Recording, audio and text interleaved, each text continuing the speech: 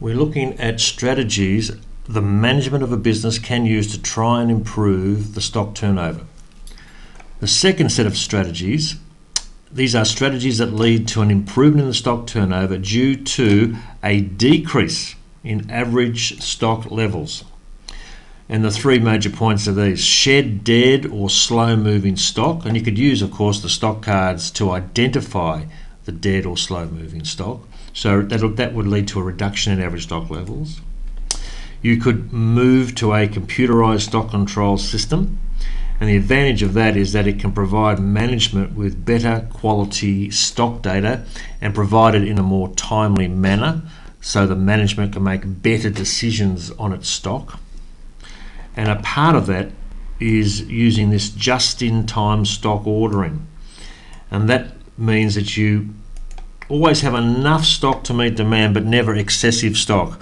The new stock arrives just in time to meet the demand, so it means that you never have excessive stock levels on hand, but you always have enough stock to meet the demand. Just-in-time stock ordering may be appropriate in some trading businesses.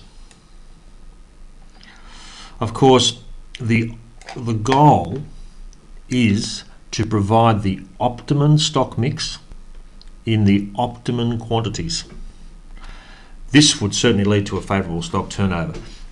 This is an easy concept, of course, but it's very hard to achieve. But that's the goal, to try and provide the optimum stock mix in the optimum quantities, and that would be consistent with improving stock turnover, improving liquidity, and improving profit performance.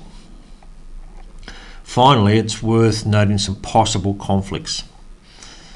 One way to improve the stock turnover is to reduce the selling price, that is, reduce the markup. In most businesses, a reduction in price means the demand goes up and therefore they sell more. However, if you reduce the selling price, this reduces the markup, and therefore it would reduce the gross profit margin.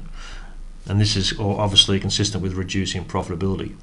So it's possible that stock turnover is improving, but at the same time profitability is decreasing because you've squeezed the markup, you have squeezed the gross profit margin. And secondly, if a business buys stock in bulk from its creditors, from its suppliers, it may tend to get a lower unit cost. Thus, it could improve its markup and its gross profit margin. That is, it could improve its profitability if it buys in bulk. It can negotiate a much better unit cost from the supplier if it buys lots of stock. So it might be consistent with an improvement in profitability. However, as we know, if we buy lots of stock, if we buy stock in bulk, this would tend to move stock turnover in an unfavourable direction because it might lead to an increase in average stock levels by more than the increase in sales. So the actual indicator itself would move in an unfavourable direction.